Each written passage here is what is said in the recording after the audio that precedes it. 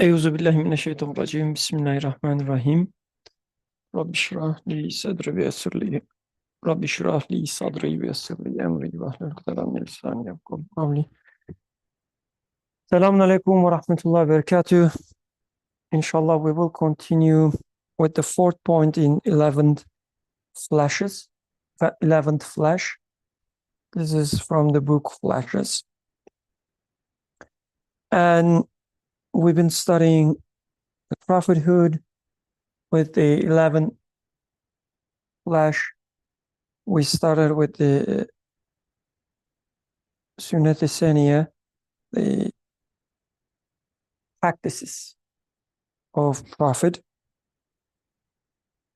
This week will be, it will sound a little tangential to the topic, but inshallah, we will make it clear how it connects. Before we start, could anyone share a few keywords from last week's? What we've been studying?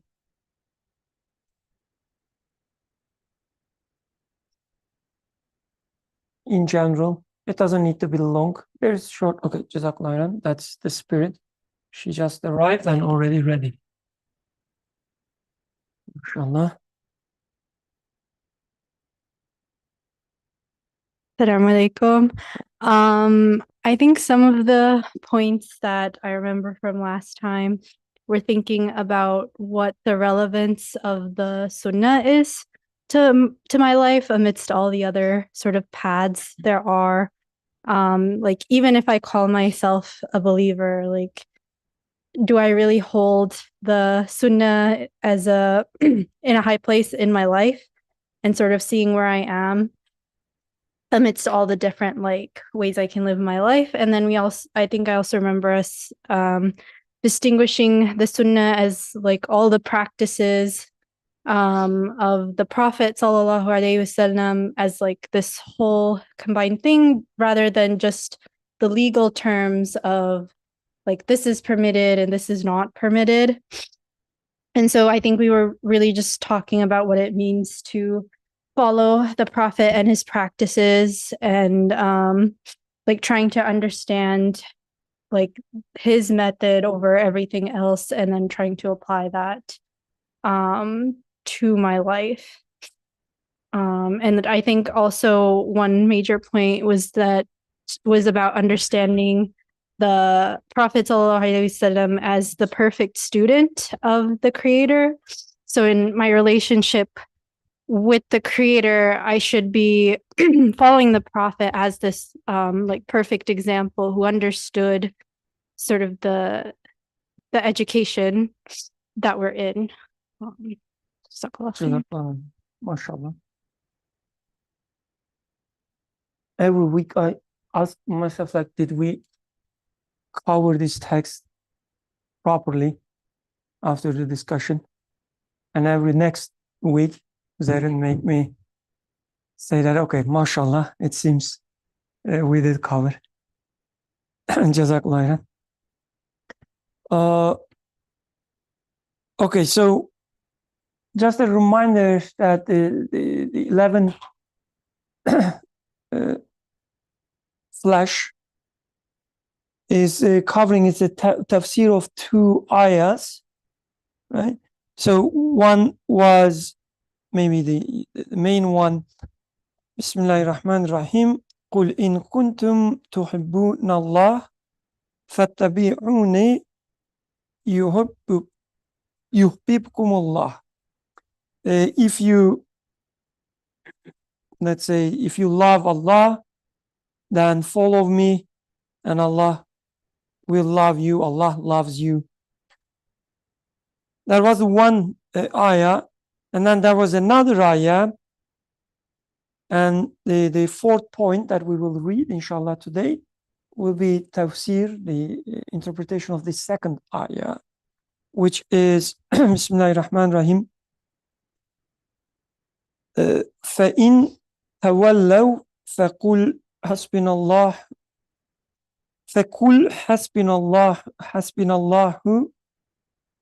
Sorry. Hasbi Allah. Yes, sorry. Yes. فإن تولوا فقل حسبي الله لا إله إلا هو عليه توكلت فهو رب العرش العظيم.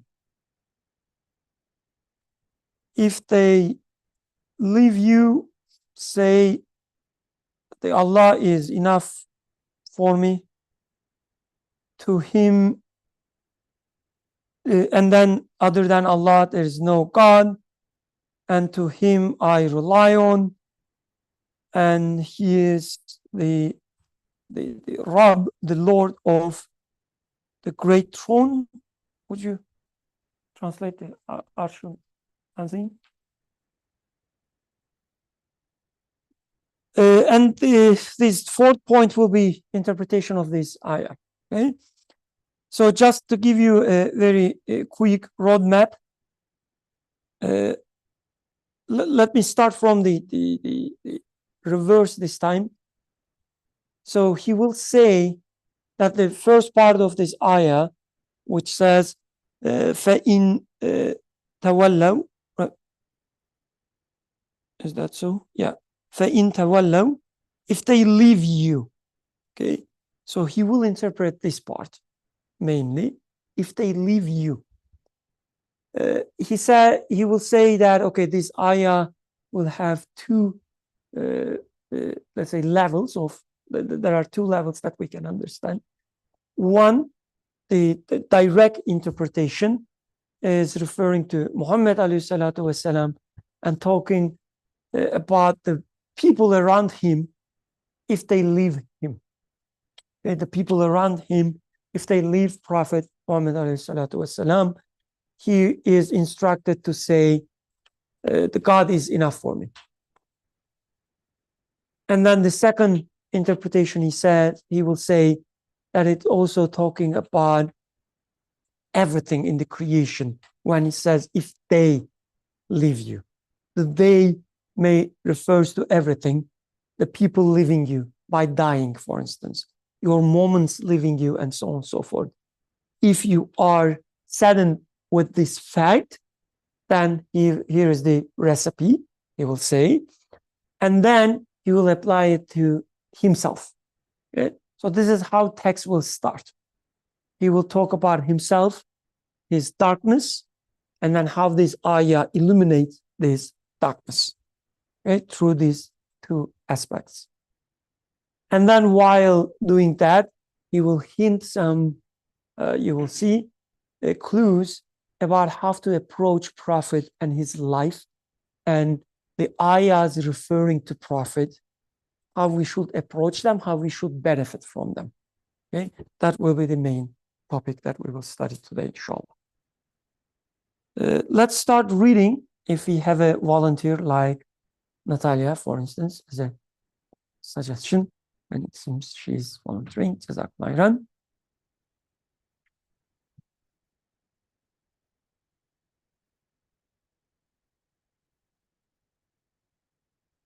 Fourth point. At one time, I saw myself in a strange world resulting from a state of mind produced by contemplating death and affirming the proposition, death is reality. And from the transience and passing of the world,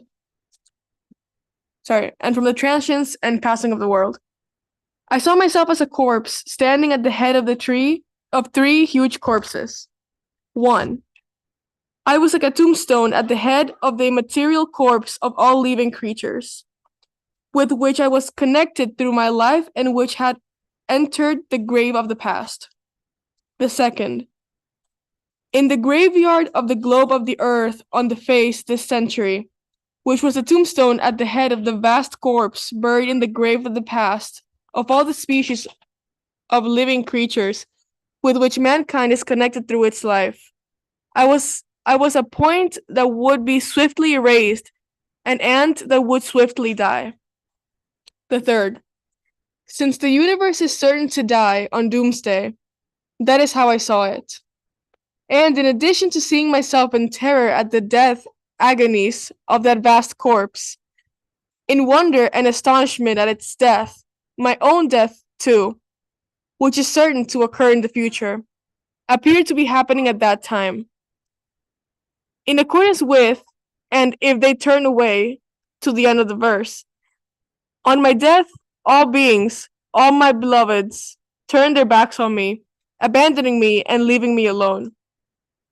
My spirit was being driven towards the future on the side of post-eternity, which resembles a boundless ocean. Whether it wanted or not, it had to be cast into the ocean. And so, while in that most strange and sorrowful state of mind, helped reach me from belief and the Quran. Sorry, let me do it again. And so, while in that most strange and sorrowful state of mind, help reached me from belief and the Quran, the verse. But if they turn away, say, God suffices me. There is no God but He. In Him do I place my trust. He, the sustainer of the throne of glory, supreme, came to my assistance and became like a safe and trusty boat. My spirit boarded the verse with complete confidence and joy. I understood that besides the verse's explicit meaning, an elusive meaning had consoled me so that I had found tranquility and serenity. Sorry for interruption, but the two keywords here important: the explicit meaning of a verse, and then elusive. Yeah, right, elusive. Yes, in original in Arabic, like these are the manai sari, the sari, the meaning, which relates to how things look like, right? So, for instance, it's the same word with the suri, right? The outward face of things. So, the first meaning that you interface, right? This is the explicit meaning, and then the elusive meaning of the ayah, which is manai ishari, meaning like the interpretation that the ayah points to, right? That you need to understand. Okay, these are important things. Sorry for interpretation, interruption. Yes, its explicit meaning says to the noble prophet, upon whom be blessings and peace, if the people of misguidance turn away, shun your Sharia and practices and do not heed the Quran, do not worry. Say, Almighty God is enough for me. I place my trust in Him. He will raise up others in your place who will follow me. The throne of His rule encompasses everything.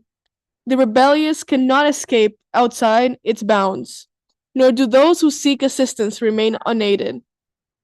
While its elusive meaning says this, O man, and O leader and guide of mankind, if all beings leave you and depart for non-existence on the road of transience, if living beings part from you and hasten down the road of death, if people abandon you and enter the graveyard, if the people of neglect and misguidance do not heed you and fall into darkness, do not be anxious.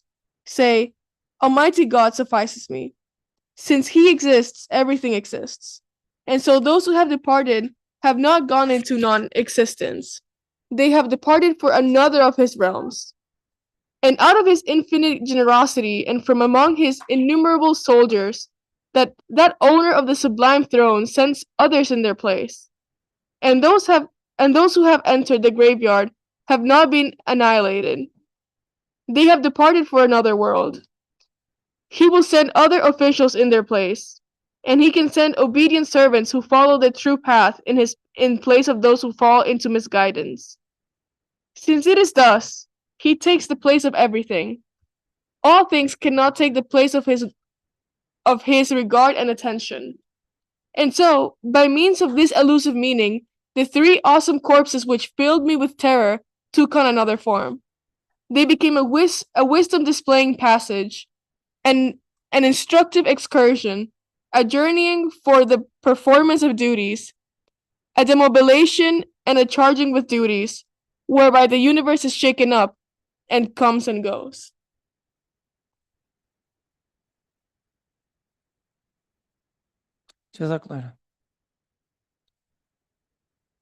Okay, so just a very quick summary before we start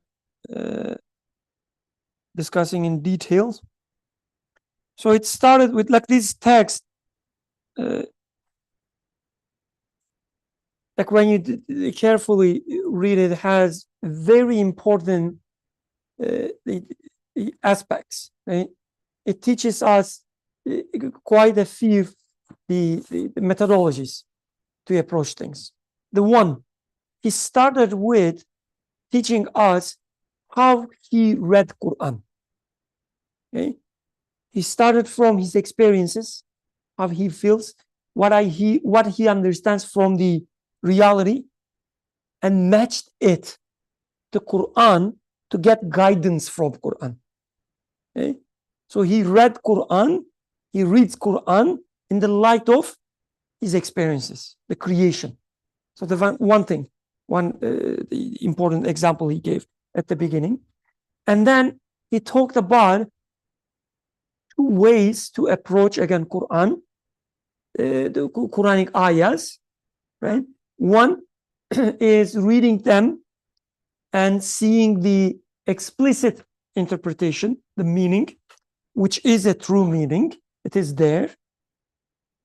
And then he talked also about the elusive meaning, the meaning that points to something beyond the, let's say, the apparent meaning.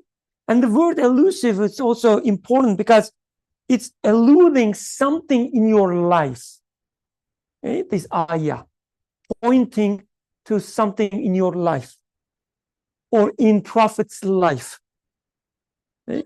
So he talked about that.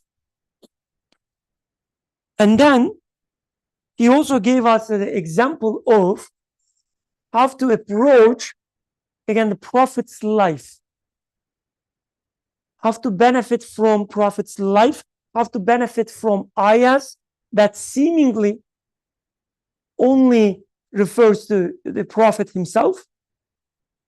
That's how we usually take them. Or this part is talking to Prophet, it's not about for us.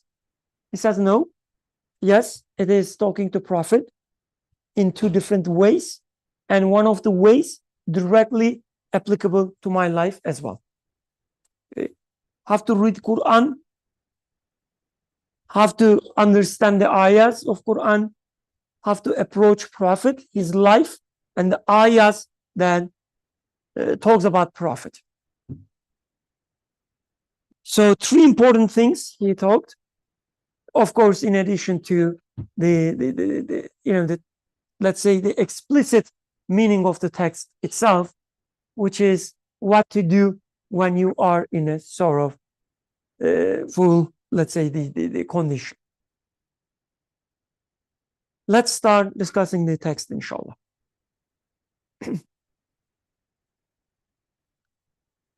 Who wants to take the first step?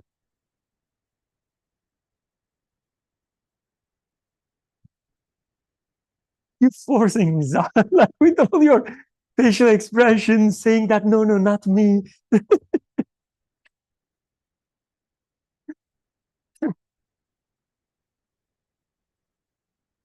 Anyone? I already talked much, so I need some. Give the microphone, please, to Brother Yusuf.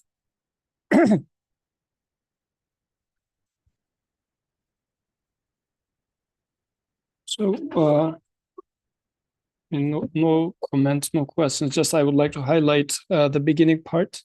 So, as you were highlighting, the author is starting from his own experience of death.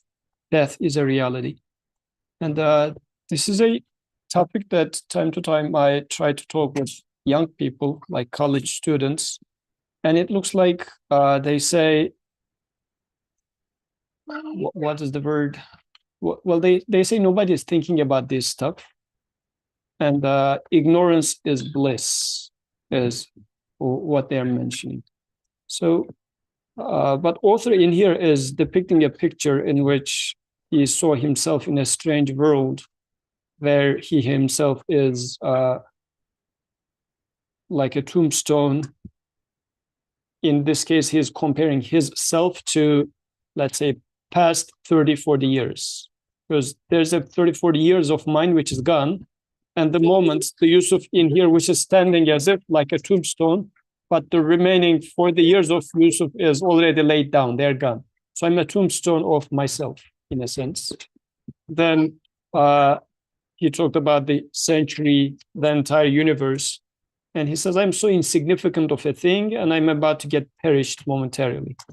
So this keeps person in the position of, what am I doing? Because all my ambitions really disappear once I start looking at life as such, whether I'm going to hear back from the job offer that I went into a interview with and whatnot, like, are they going to accept me to their Texas plant or to their California plant and whatnot? All of them become so insignificant, and you feel like you are being abandoned in this universe. So it makes sense the way he talks about it. If you think about it, it really shakes you. But as my students say, like, ignorance is bliss. Why are you thinking about such stuff and bothering yourself is another part of the story. Although it's not being addressed in here directly, but this is what came to my mind. Because I don't know if anybody in this room felt what the author is mentioning in here, or is this something that you start thinking about after a certain age? I don't know what you would like to say about that. I wouldn't know that. I mean, it's my young age. Jazakallah. You're not that young either, it seems. I feel like I do notice it, but at a much smaller scale. Like, I'm not noticing that the past like 23, 25 years of my life, like I'm the tombstone there, but it's in very small chunks. Like when I ended my high school, I really felt that like that era is completely gone now.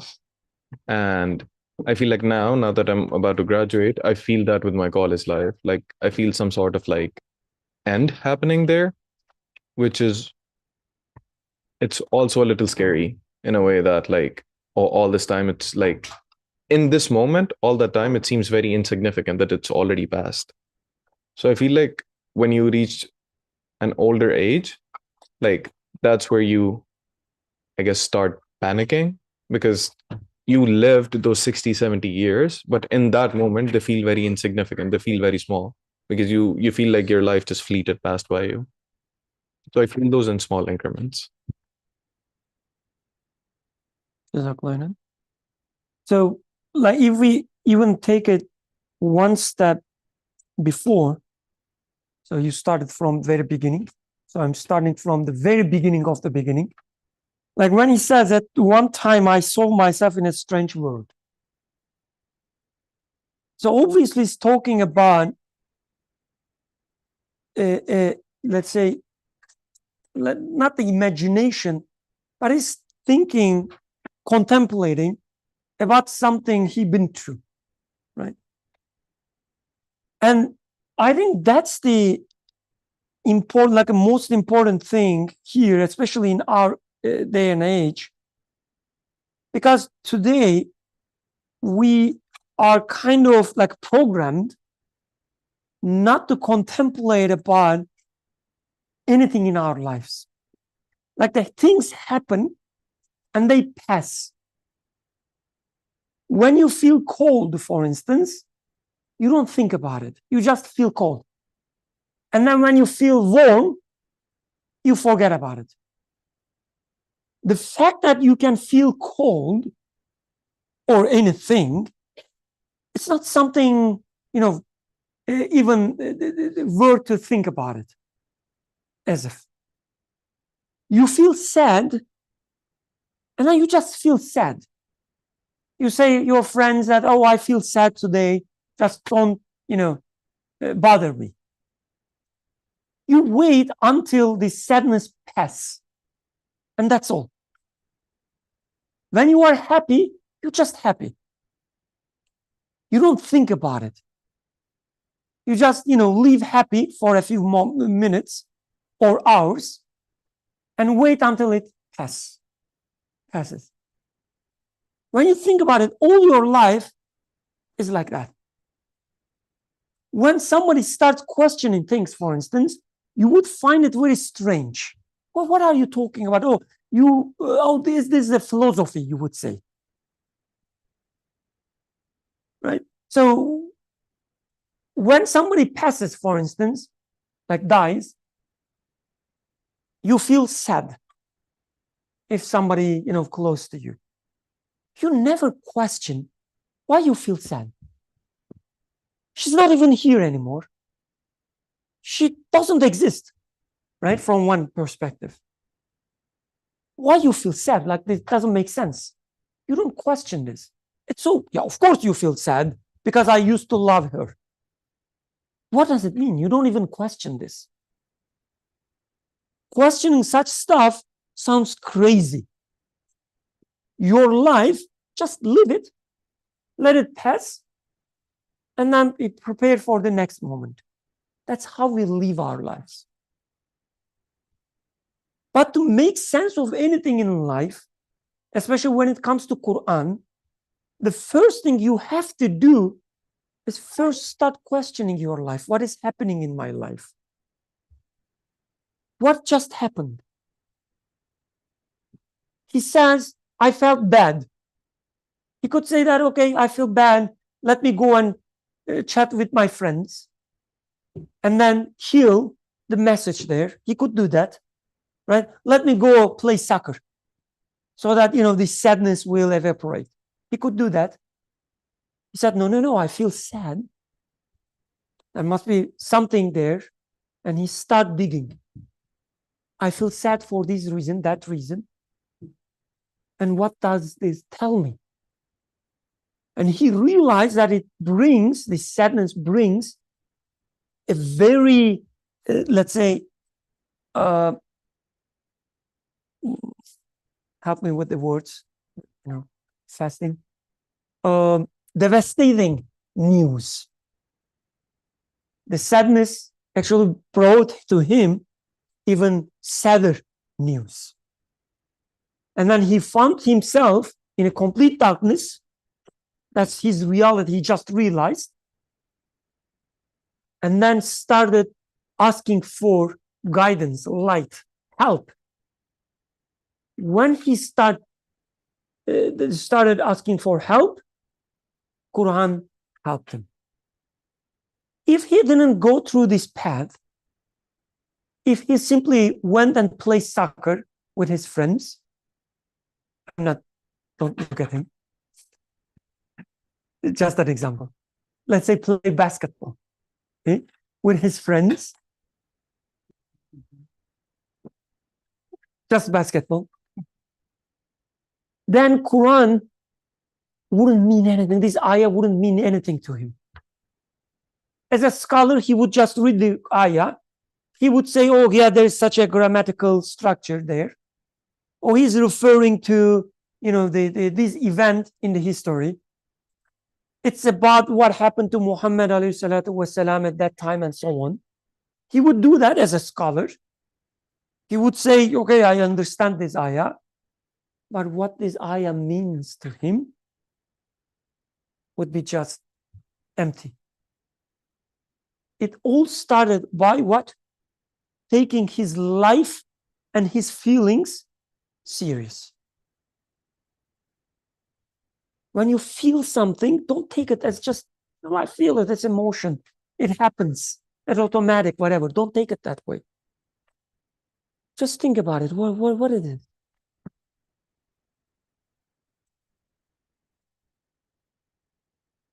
And then match it to the ayahs that you read.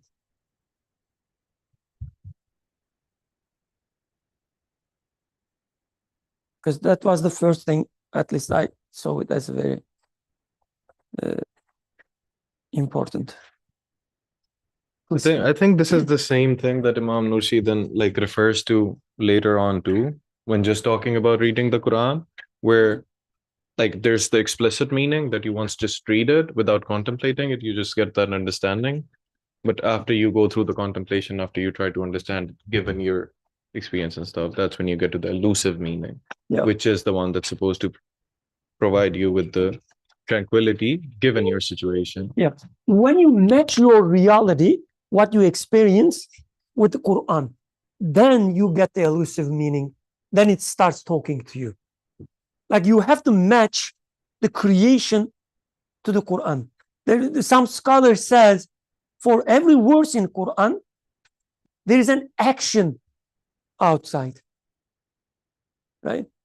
So I don't know, the tree grows, which interprets an ayah in Quran. A baby cries, mom feels sad, dad continue working. It's an interpretation of an ayah in Quran, and vice versa. For every ayah in Quran, there's a matching action outside. Why? Because like the scholars who say that starts with the knowing that the creation is nothing but the speech of the creator in actions, and Quran is nothing but the speech of the creator in words. They have to match to each other.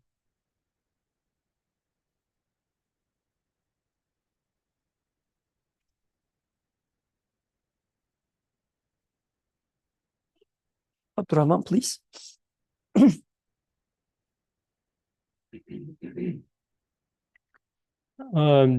I just have a question about the verse. He's saying, but if they turn away from God, say, God suffices me, there is no God but He. In Him do I place my trust. He is the sustainer of the throne supreme.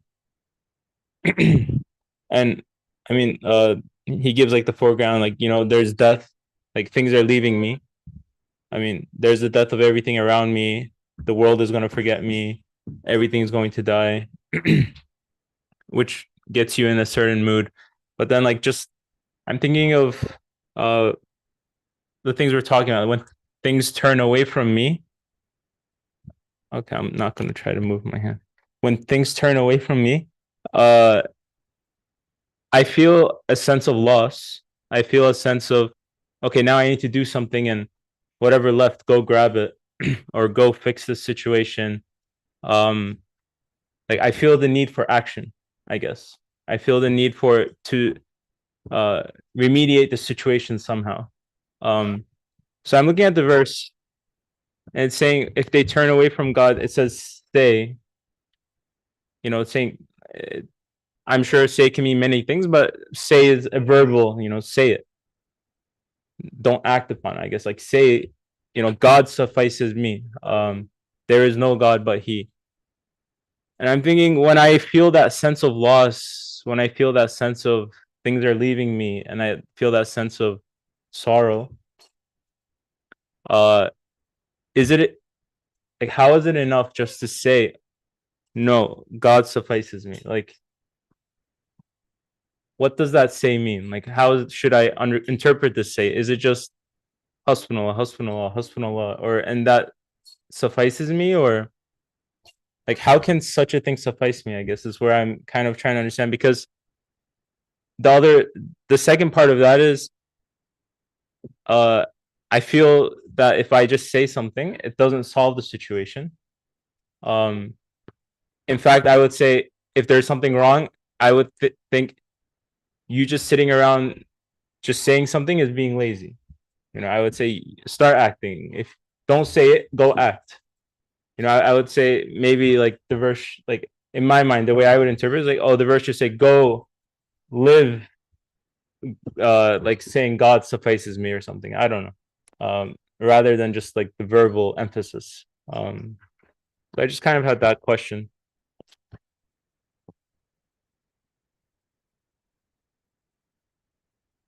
Is it enough just to say, shouldn't we act upon it? So this reminds me, like that question reminds me of another interesting verse, which says, the Bedouins said, we believed. قالت الأعراب آمنا. Then the verse says, don't say آمنا, we believed, but say أسلمنا, we submitted. And as the reasoning says, because belief did not enter your heart. So from here, we can also see that say in here doesn't simply mean like make a lip service or repeat after me, but rather say that which you do. Also, Quran explicitly mentions this as well. Why do you say the thing that you do not do? لِمَ تَقُولُونَ مَا لَا تَفْعَلُونَ. So, like this saying in here should mean digest it, embody it, then say it. Be in this state. So otherwise, it's not simply repeating the word. But in a sense, if then, now, since this is being suggested as a remedy to me, I should read it as get into a state so that you say, Hasbi Allah, so I place my trust in him. And then Abdurrahman, observing from outside, wouldn't say, you, like, how come your life is just the opposite of placing trust in God? Or when I look at the mirror, I wouldn't say to myself, you, like, you really said this word, you liar. So so I guess in this sense, it should imply that act upon it or live upon it. Go ahead, please.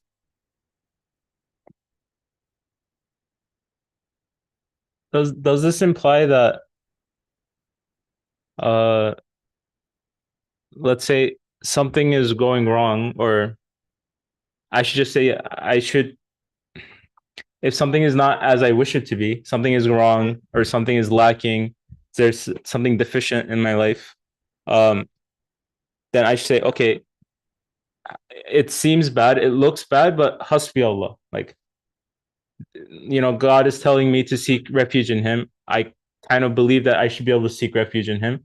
So let me at least say hasbi Allah and try,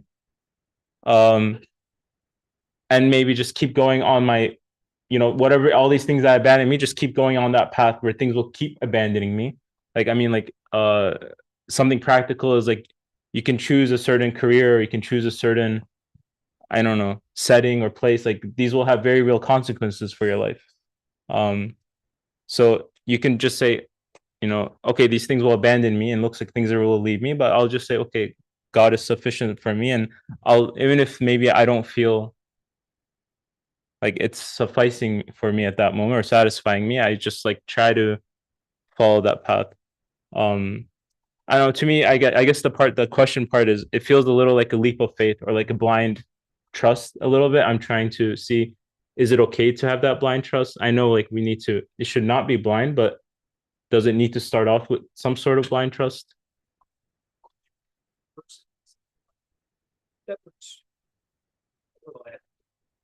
So the comment is, if you read the rest of the verse, Hasbi Allah, La ilaha illahu alayhi tawakkaltu huwa rabbul arshil azim, seems to be the justification for Hasbi Allah.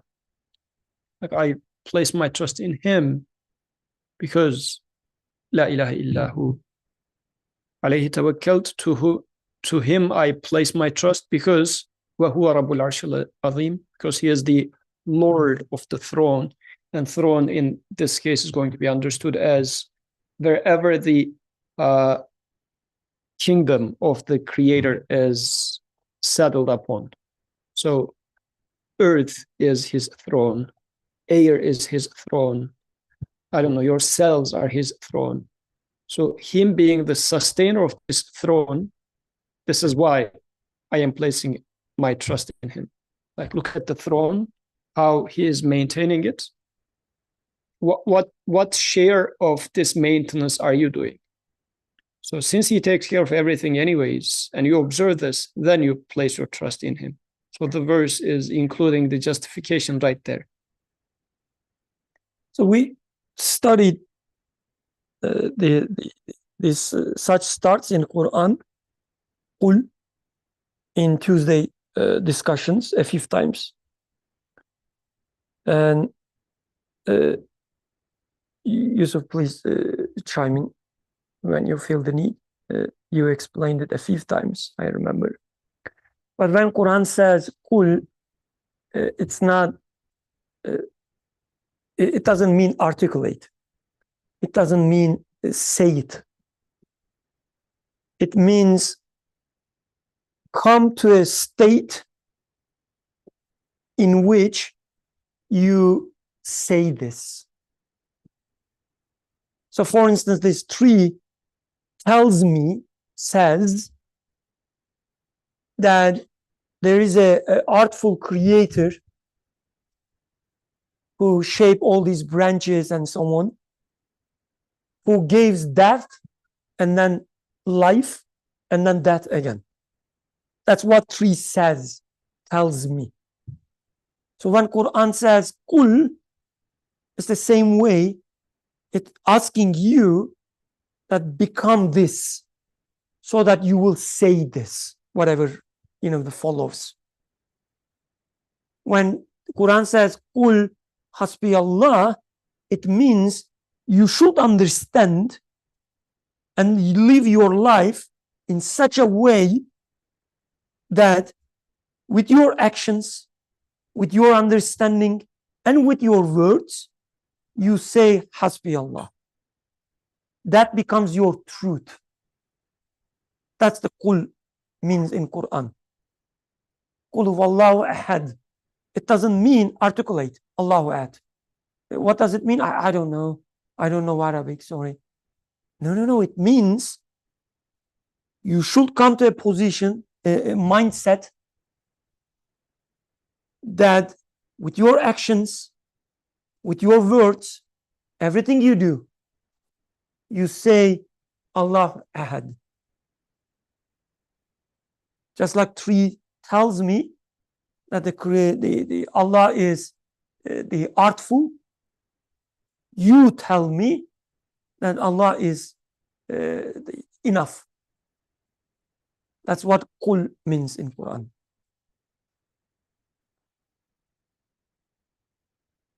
Please go ahead. Oh, actually, yes, that's true. I apologize for that. So it's your turn and then yours. Thank you.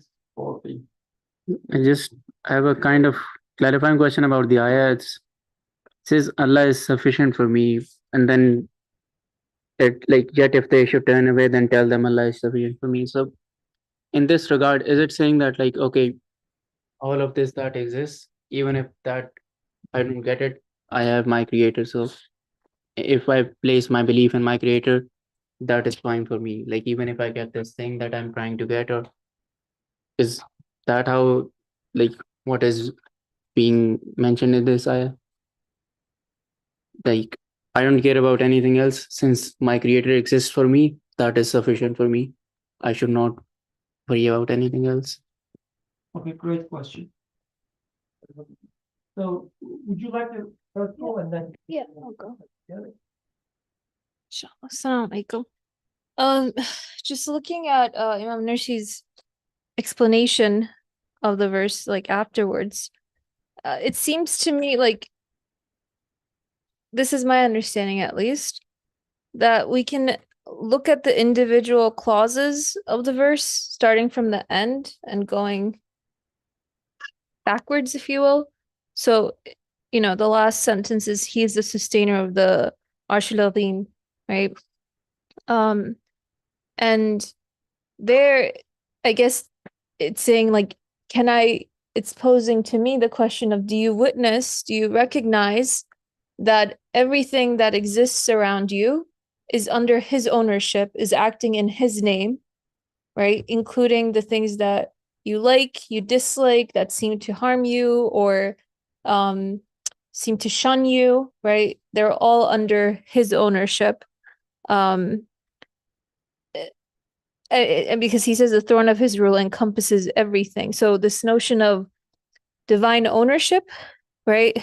The rebellious cannot escape outside its bounds, nor do those who seek assistance remain unaided. So just as the tree that's blooming, right, on the street is under his ownership, those that I might find antagonistic towards me, whether they're people or events, those same things are also under his ownership. Once I recognize that, right, that's an invitation for me. That's what the verse is saying. So I have to try to verify. I have to ask, is this really the case? But once I verify it, I can say, oh, truly, Like there is no God but God, in that everything else that I look declares that it doesn't have this ownership. It can't have this ownership. The tree doesn't own itself. The you know, my boss or my advisor, they don't have the ability to provide me really with what I am in need of, right? At my core, which is I am in need of value, I am in need of security, I am in need of joy in my life. And then to me, that leads me to say, in one sense, like I'm sure it can be read in the other direction too, but I was just thinking about in this direction, that okay, then in alignment with these conclusions, like yes, the one who owns everything, the one whom I conclude upon, of whom nothing else in this world can have this same claim, like I find security, I find sufficiency in that creator. And I was understanding like the command there as being, I choose to recognize this reality and live according to this reality. Because when I say something, it's a declaration of my intentions, my orientation, my qibla, if you will. So I see it coupled with action rather than separate or something that comes as a prerequisite, like something that in and of itself includes action as well. Because recognition is action, and then living according to that recognition is a different manifestation of that initial action. But that's just some thoughts. Going back to Kadir's question, so you already mentioned this at the beginning part of your comment, but the text says, do not be anxious, say Almighty God suffices me, Hasbi Allah, and then he explains. So your question was, oh, does it mean I don't care anything else? I don't care about anything else. I just care about God. Should I take it this way? The author says, no. You should take it that way instead. Since he exists, everything exists. Those who have departed have not gone to non-existence. So, Hasbi Allah and then La ilaha illahu, it's a transformation of your worldview. Instead of seeing things as dying, you start seeing them as, okay, they finished their duty here and they pass to another realm. So nothing is lost. Everything that I care, they don't got lost. They still exist. Even they were giving me the news of something bigger than themselves. So this bad news becomes good news for you. So that's the transformation. It doesn't say, oh, don't care about anything else. It says, no, everything that you care actually becomes something better when you realize that they are nothing but the artwork of this creator. That what God suffices me means. When I tie them to the creator, they become something that I can enjoy. So God suffices me, meaning God makes everything good for me. God makes everything meaningful for me. When I cut the tie with the God, the creator, everything becomes just meaningless, pointless thing that departs anyway.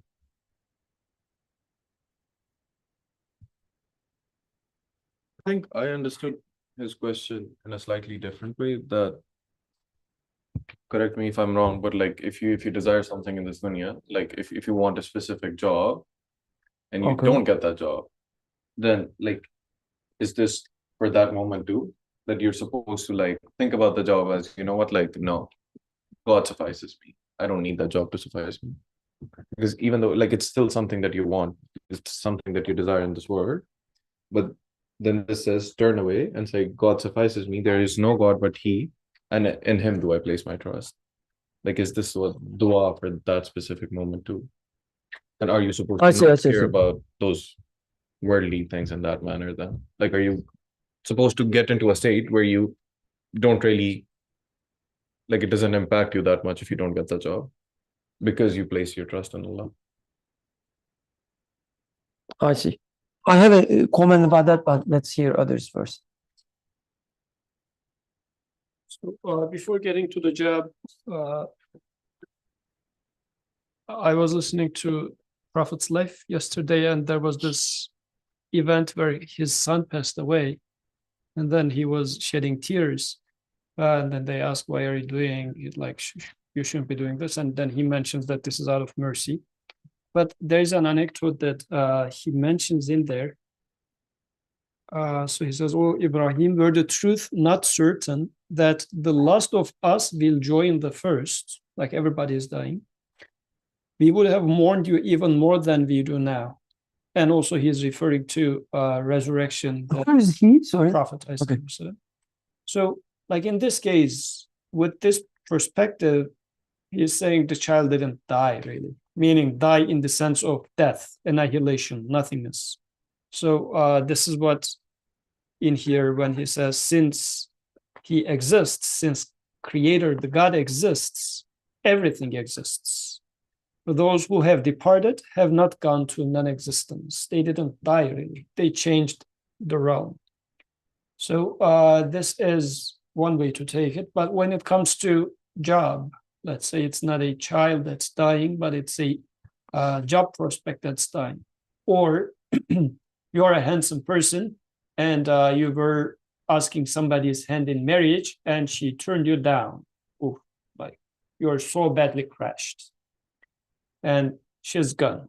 Like she is turning her back towards you, saying that, okay, go and do whatever you want. I have nothing to do with you.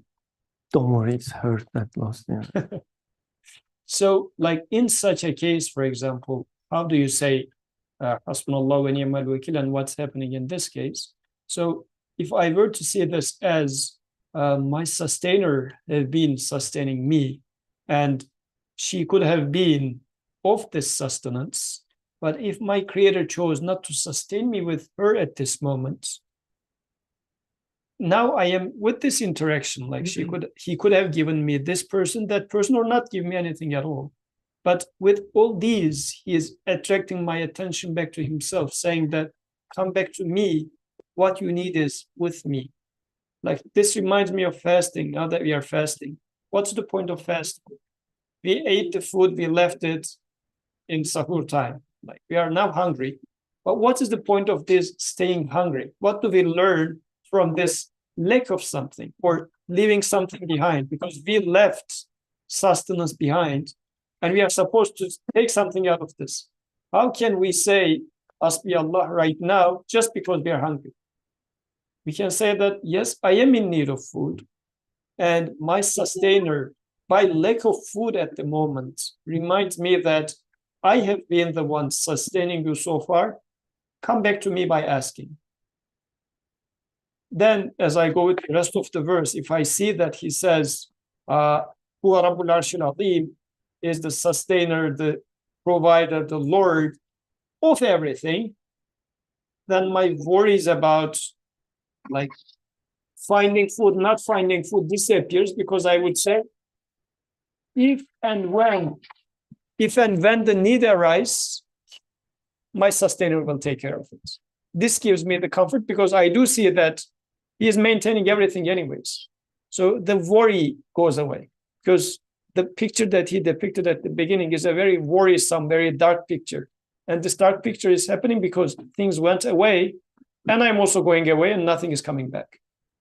But with this وَهُوَ رَبُّ الْعَرْشِ الْعَظِيمِ part, he is the Lord of everything, is removing this worry, saying that, don't worry, as he fed you in the sahur, he is going to feed you in the iftar time as well.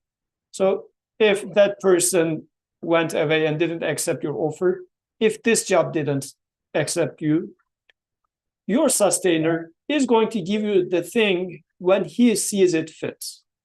So and then I say, as long as he exists, I have no worry. Nothing is going into non-existence. If they turn my offer down, fine, so be it. Because them not accepting me for the job is another sustenance of my creator. So all those worries are disappearing. Jazakallah. Oh, please go ahead.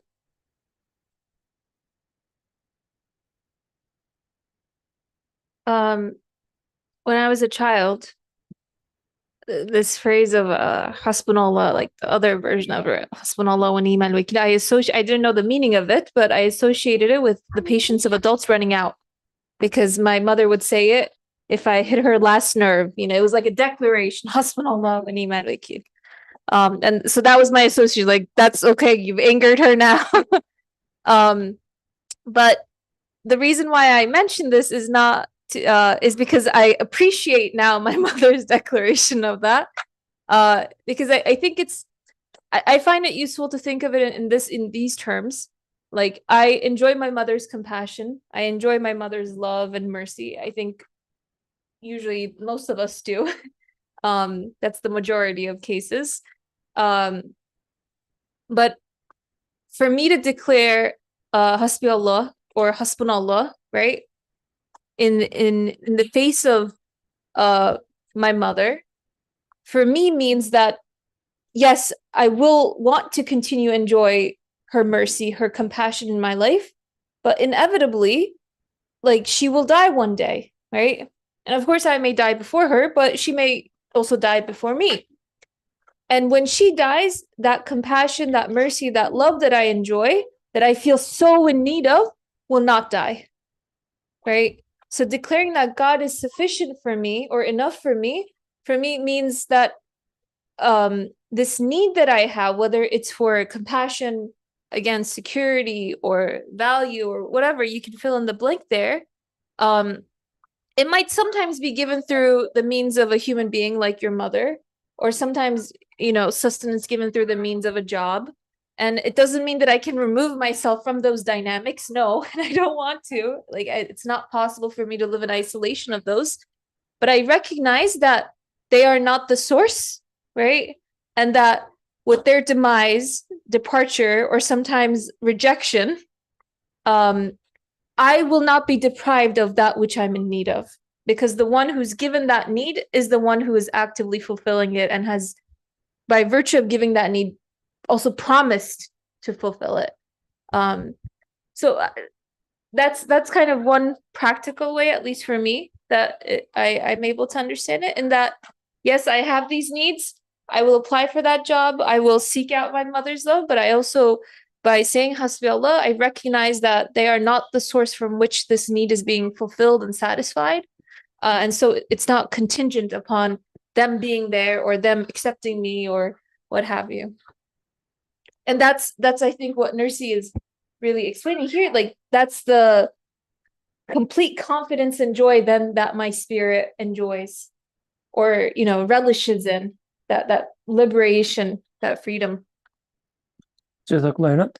So since it's Ramadan now, sometimes we have this misconception that as a Muslim, as a good Muslim, when I don't eat food, I don't care about it, because I've been through this all my life. Now I'm accustomed to it. I don't feel hungry, and God is enough for me. I don't need food, right? As if this is the ultimate point that you reach as the good Muslim. So when you don't feel hungry, you actually don't need for Razak. You don't need such a creator who provides food. When you don't have need for success, for instance, you don't need a creator who creates success. When you don't need love, you don't need a creator who loves. So when we imagine this, the best Muslim, we actually imagining someone who doesn't even need to believe in anything. Self-sufficient, doesn't need anything. Like when I say I don't need anything but just God, it simply means, I will say I believe in God and then live my life, as if there's no God or anything else, because I don't need anything. It's just the complete opposite, actually. As you realize your needs and you truly understand them, you get closer to your creator. When you face your, as author says, the impotence, ajz, when you realize your bankruptcy, faqr, you get closer to your creator, because this is your reality. Just before the Ramadan this year, I had a conversation with someone asking about, how Ramadan's usually goes to me, like with me and so on, for me. And I was thinking that hunger, I don't feel much anyway. Like it's not something, difficult for me. I remember thinking about it very clearly that moment. Something strange happened this year. I'm not able to wake up for sahur most of the time because of the sleeping, my daughter and so on. I fell asleep. Even when I, wake up for the sahur, something else happens and so on and so forth. So God made it clear to me that I feel hungry as well, right? You need food, Birkan. Don't fool yourself. If you need to, if you need a reminder, don't worry. As a merciful creator, I will remind you. So alhamdulillah, I feel so hungry this year compared to other years, because I was in a, the neglect of this need of me. So these needs are very essential. That's one thing. But what is still, like within such the framework, what does it mean to say that God suffices me? So for instance, my daughter, any child, let's say Zainab hears this ring of the ice cream truck. What is the melody? Do you remember? Something that doesn't matter, like a ding, ding, ding, ding, ding, ding, ding, right? The eyes will open wide, right? All our kids. And they want ice cream. They need ice cream. Just like, you need your job. Same thing. They want ice cream so bad. Only time they can say that, okay, I don't need this. When they know for sure there's a better ice cream at home. The mom will make a better one for them. And this is not that tasty anyway. If they start thinking this way, that's the only time they will say, okay, I don't need this. Mom suffices me. But if mom comes and says, oh, this is, not healthy. You don't need this. Don't worry. My love is enough for you. Right? They will just say, okay, mom. But they will not say, mom suffices me. Only if there's a better ice cream at home. So the same way, even if you fool yourself that, okay, I didn't get the job, but God suffices me, just articulate that. If you don't believe truly, if you are not convinced what I'm going to get from this job is, whatever it is, the better version of it is with my God. Only when you are convinced with that. Like I was looking for this job for what? One, earn money so that I would sustain myself. When you truly believe, God is sustaining me anyway, right? If I don't get this job, He will sustain me in other ways. If you truly believe that, you will say, Hasbi Allah. What else? You want this job because you want some reputation, some respect from other people. Being respected, that's what you want. You can say Hasbi Allah only when you're truly convinced that I'm an artwork of this creator. I can truly respect this.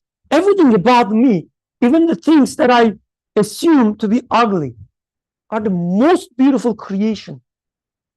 Whatever happens in my life is a wise choice of a wise creator. I can respect this. When I become the abd, like a creation of such a creator, I am the most, valuable thing in this creation anyway, because of his value. When you only truly convinced, believe that, you would say Hasbi Allah. What else? You would want people love you, right? Your wife loves you because of your job. And you say, okay, whatever love I get from this job, the better one is from my creator. My creator loves me. Who cares about the rest? Because when my creator loves me, everything in this creation loves me. When you truly believe that, then you say Hasbi Allah. Otherwise, if you mean, I don't need this job, God is enough for me because I'm a Muslim, I'm sorry, but it will not work. Let's conclude with your beautiful remarks. I just have a quick thing. I feel like it's personally how I'm understanding this is like we're talking about like when I don't have that job, I can say that, oh, only God suffices me. But I think given the discussions we have had before, I feel like it's equally important to say this even when you have the job. Like you need to return the thanks, the Alhamdulillah, where it's due. Like if you start believing that it's the job that's sustaining you, that's going to be equally harmful. So even in situations where you have the things, you need to return everything to the actual sustainer. Again, even if you have a job, you need to say that I put my trust in Allah, not this job, and God suffices me, not this job. And I just think that's equally important. Okay, if there are no other comments, questions, let's conclude here, inshallah. Take home messages as usual. So one, you have to read Quran with your life in your mind. Okay? Match your life to the Quran, and then Quran will start talking to you. The second, because our discussion is about the prophethood, we didn't touch upon that much, but let's at least have it in our take-home message. When you think about the life of the prophet, anything happened in his life, or any ayah referring to prophet, know that it is there so that you can apply it to your life. Okay? So even with the ayahs that are addressing the prophet becomes a role model for us. Yeah, please. And also as the verse applies to prophet, this second meaning also applies to prophet as well. Because when we look at verses, they are being narrated with asbabun nuzul, like the reason of why the revelation came, and one reason is being mentioned in there. But the second meaning that he explained in here also applies to the prophet as well. So this is why, since we are reading it in the context of practices of Prophet ﷺ, we should read it as Prophet would read this verse in the secondary meaning as well. So it applies to my life As yes, as prophet. So it's not like, oh, this the first meaning was what prophet understood, the second meaning is what Qadir will understand. Not like this, but other than the occasion of revelation, there were different applications of the same verse in prophet's himself's life as well, which should be the reason for me to seek for same verse applying to different conditions, different meanings in my life as well. جزاك الله خيرا.